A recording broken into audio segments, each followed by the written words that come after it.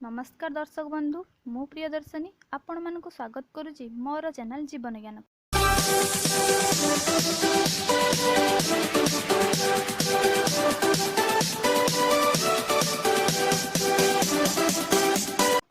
दर्शक बंधु आज लॉकडाउन 14तम दिन में आशा करे आपण माने सुस्थ थिबे, परिवार रे समस्ते भलरे थिबे, सुस्थ थिबे। आज मु आपण मानक पाखकु नै आछि संसार रे मनुष्य किपरि स्वर्ग सुख ए पृथ्वी रे ही लाभ करिथाय। सेही संपर्क को नै आचार्य चाणक्य कहती जस्य पुत्र वशीभूत भार्या छान्दानुगामिनी विभवे जस्य संतुष्टि तस्य स्वर्ग इहब हि।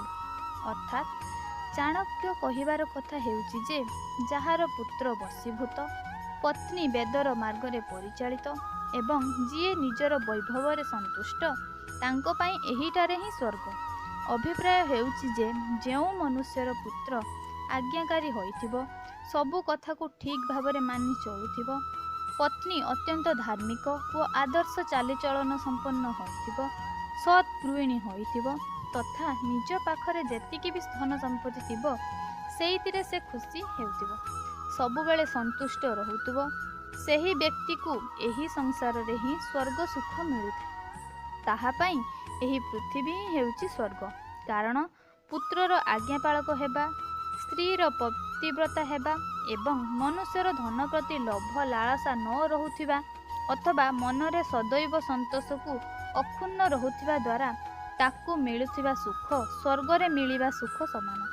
एपरि विश्वास करा जाय जे स्वर्ग अनेक शुभ अथवा पुण्य कार्यर फलाफलरू लाभ होइताय एवं जेउ व्यक्ति एही तीन सुख मिलिछि ताकू बहुत भाग्यशाली बोली बुझिबाको पड़िबो।